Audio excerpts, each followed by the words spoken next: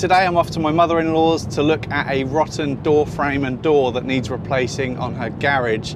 And basically I've packed up my car with tools and a bit of timber, plus the old hardwood door that I took out from my workshop when I replaced it with a PVC one recently. And I'm hoping I'll be able to make that fit the opening. I don't really want to part with any money on this project, so it's going to be one of those work with what you've got, fudge things together kind of projects.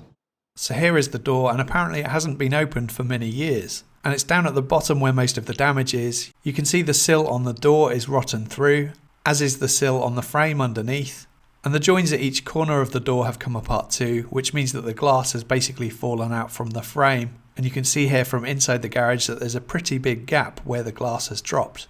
A few months back I added some scraps of ply screwed into the door and the frame just to secure the door shut temporarily until I could get around to replacing the door properly. So first I can get those bits removed, and then I can carefully open up the door. The bottom of the door just fell out, and I took the screws out of the hinges, and I'm holding the door either with my foot or my spare hand just to make sure that the glass doesn't fall out and make a mess everywhere.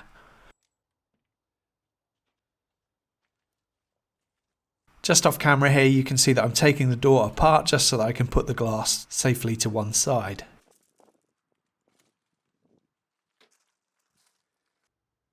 Here I'm having a look at the door frame, and surprisingly it was in pretty good shape. It was a bit wobbly and loose, but the wood itself is actually fine.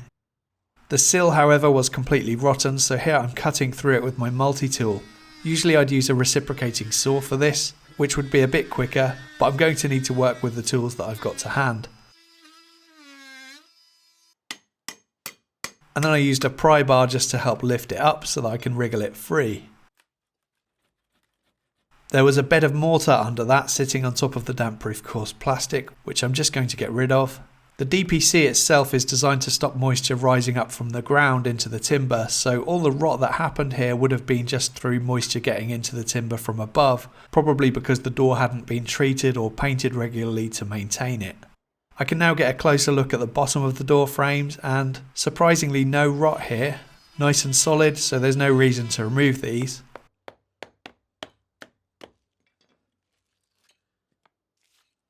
Here I'm taking a measurement for the width of the opening, and I had brought along some pressure treated 3x2 or 63x38mm timber, which I'm going to use to create a new threshold for the door. So I mark and cut it to length. I'm using a tenon saw mainly because it was small enough to fit inside my toolboxes. And I'm going to apply a couple of coats of some wood preserver to all the newly exposed timber, i.e. wherever I've made cuts, which will help protect the timber from rot and insect damage. I found that the 3x2 stood up on its narrow edge was the perfect size to fill the void beneath the door, so that was handy, and I cut another piece just to sit next to it. Fitting a proper door frame sill would be the best option here, but again I'm just making use of what I had. And the door that I'm going to be fitting has a sill at the bottom anyway to help direct the rain away from the door, so I don't think it'll be a problem. I used my SDS drill to drill through the timber into the concrete with a 6mm bit, and then used some Torx head concrete screws to secure it. No raw plugs needed here. These screws hold really well on their own. I would have preferred to use longer ones though. These 4-inch or 100mm screws are what I had, and they should be okay, but 6-inch or 150mm would have been better. And then I just drove some screws through from the back to secure the two bits of timber together. Next I want to secure the door frame to the wall as it was a little bit loose in places, so again 6mm bit in the SDS and some concrete screws.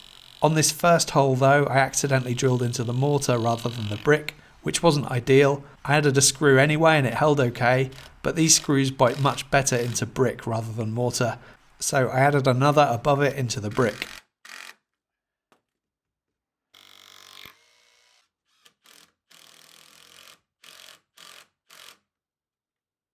Okay, so the frame's now nice and secure, and I've got my threshold in place and that's nice and solid too. The opening on the inside measures about 835mm, and on the outside I've got 810mm, which interestingly is the exact width of my door. So I think what I'm going to do is rip some timber to pack this bit out flush with this, and then I can fit the door, and later on I can install a new stop bead on the inside of the door. which means I need to rip my timber down to 12 millimeters. I brought my cordless table saw with me, so here I'm ripping down another piece of 3x2 to get a couple of 12mm strips. One of my Milwaukee HD boxes came in handy as an outfeed table.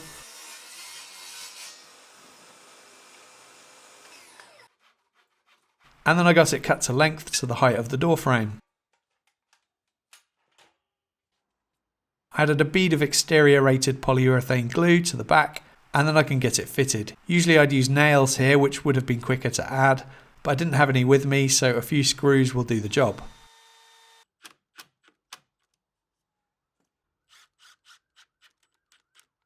I measured the height of my door and needed to take a little bit off.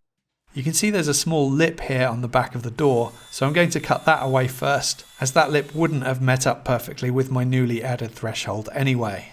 Then I needed to do a bit of pruning with my multi-tool, which seemed a shame, but the new door is going to be opening outwards, so this shrubbery would have just got in the way. Then I can offer up the door to see what my gaps are looking like on each side and at the top. It was close, but it definitely needs some adjustments. But I decided to first get all my hinges cut in. So this door used to open inwards, but this time I need to fit it to open outwards, so the recess for the hinges needs to be cut in what will be the front edge of the door. I'm using my trim router to remove the material, and then I can clean up the edges with my chisel.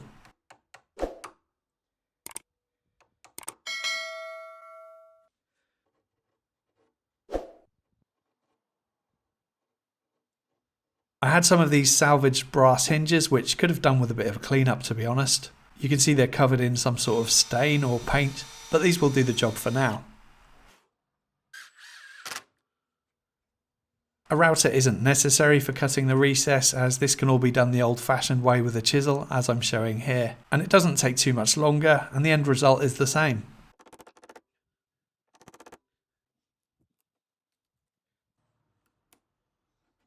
I'm not going to fit this hinge to the door yet though, as I'll use this later to mark up my recesses into the door frame. Time to remove my old sign now, which I made about 6 years ago. It moved with me from my old workshop to the new workshop, and now it's going in the bin. I got some preserver onto the bottom of the door just before getting it hung, and I laid out some 5mm glazing packers onto the threshold, which will help establish the gap that I want underneath the door, and then I can lift the door into the opening. I can see it's definitely going to need more adjustments, but for now I want to get the door hung before making any more cuts. I put some masking tape onto the door frame so that I can mark up the location of the hinges from the door onto the frame. And then I can reference from those marks to get the position on the inside of the frame. And I can use the spare hinge to mark the position of the holes and cut the walls of the recess with my knife. Again, I used the router to remove the bulk of the material and the chisel to tidy things up.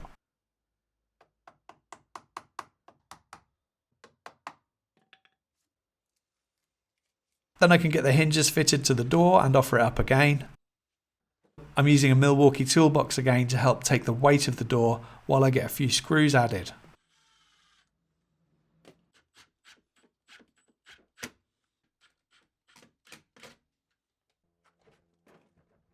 And at this point I can remove the packers and add the rest of the screws.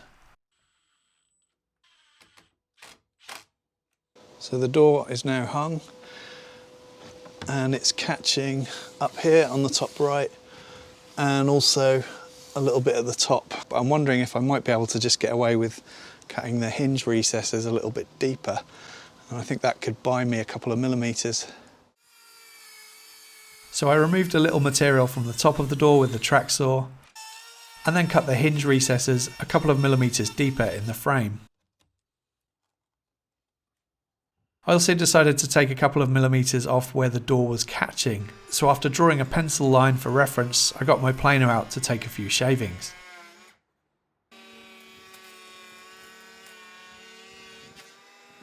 This video is sponsored by Tradeify, the fastest growing job management application for busy tradespeople, available on both mobile and desktop.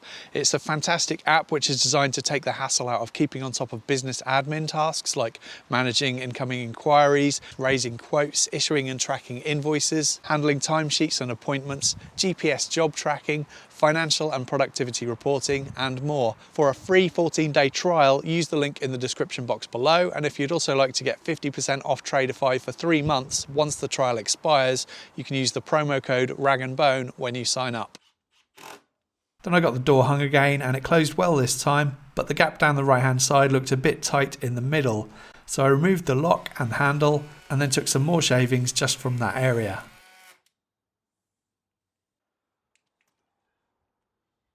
And that looked good, so I could get the lock and handle installed again. Next I need to mark up the position of the latch and the lock, and I measured up to get the position for the mortise.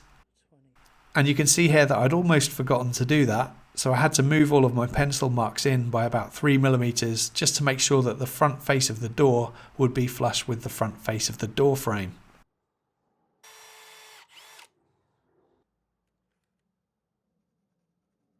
I'm using an auger bit to remove most of the material to form the mortise.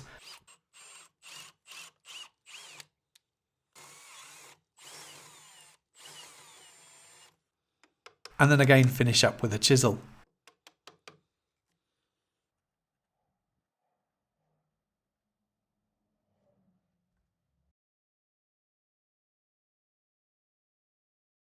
I didn't do a great job at this, you can see there's a bit of a gap at the top, but it'll be fine and I can tidy it up later. At this point I realised that my latch was the wrong way round, but these are reversible, so you can just pull it out and twist it around to where it needs to be. It shut pretty nicely, and I checked that the lock was working too, and it was fine. Here I've got the remnants of the 3x2 that I'd already used to cut the new pieces to pack out the door frame, and I'm going to use the rest of this to make a stop bead on the inside of the frame. I'm setting up the fence to cut this in half. And then I can measure how wide I want the stop beads to be, and about 25mm should be good, so I ripped them to width. And again a bit of glue and some screws to secure it in place. It was starting to get dark at this point, so I called it a day there, and in future I'll be back just to sand the door frame just to key the surface so that I can paint it, along with the new door threshold that I'd added earlier in the video to match the door. And I've still got plenty of the paint left over that I had used to paint the door originally, so that's good. So that's me done for the day. Not my finest work and probably not the best way to go about fitting a door, but it is a garage at the end of the day, and the priority really was just to make sure that it was secure. And the job took me 4.5, maybe 5 hours in total. I hope you enjoyed it. Please subscribe for more weekly videos, and if you'd like to help support the channel plus get early access to my videos, exclusive videos like the ones on screen now, free project plans and cut lists, and a name credit at the end of my videos, you can find links to my Patreon page and YouTube channel membership in the description box below. Thanks for watching.